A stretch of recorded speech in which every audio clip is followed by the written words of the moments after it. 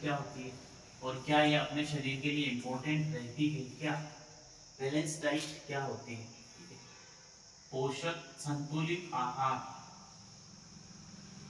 Balance diet, संतुलित आहार हमारे शरीर के लिए क्यों आवश्यक होता है?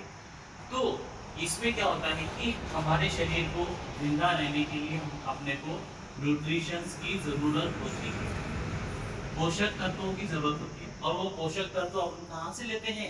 अपनी डाइट से लेते हैं। ठीक है, डाइट से लेंगे जितनी ज्यादा पोषक तत्व अपने शरीर के लिए, विकास के लिए, डेवलपमेंट के लिए काम में आते हैं, तो हमें प्रॉपर अमाउंट में डाइट लेना बहुत ही जरूरी होता है।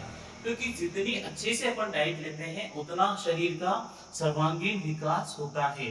तो इस चीज के लिए बैलेंस डाइट की अपन बात करें तो बैलेंस डाइट में क्या होता है कि हमारे भोजन में आपके कार्बोहाइड्रेट होना बहुत ही जरूरी होता है।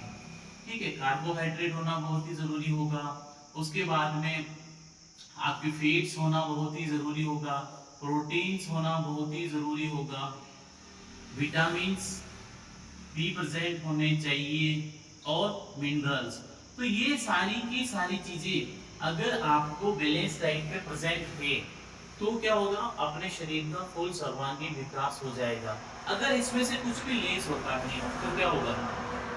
वो सारी चीजें प्रेजेंट नहीं होगी तो अपने शरीर में कुछ ना कुछ बीमारियां पैदा होना शुरू हो जाए। आप लोगों ने नॉर्मली ऑब्जर्व किया होगा कि कुछ लोग दुबले पतले लोग होते हैं, वो लोग खाना इतना खाते हैं कि आप यू कैंट इमेजिन, लेकिन कुछ मोटे होते हैं वो बहुत कम डाइट लेते हैं।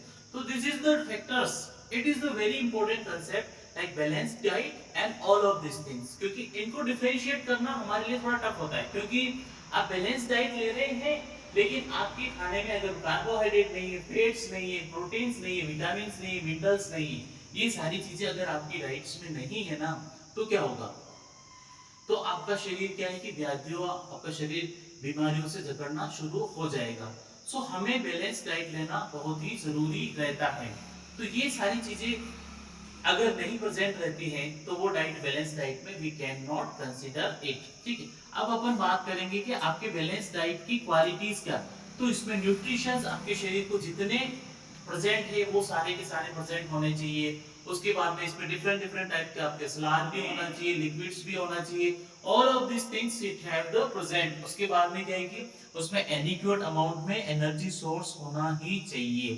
तो all of this things if it has content then it can consider as a balance diet. अपन इसको कंसीडर करेंगे बैलेंस डाइट में। अगर इसमें ये सारी चीजें आपके प्रेजेंट है आपकी डाइट में तो अपन इसको कहेंगे balance diet. Yes, all of these things has been present, so we can consider it is the balanced diet. Okay, so right now अगर यहाँ तक कोई डाउट है तो you can ask us, हम लोग डेफिनेटली इसको सॉर्ट आउट कर लेंगे।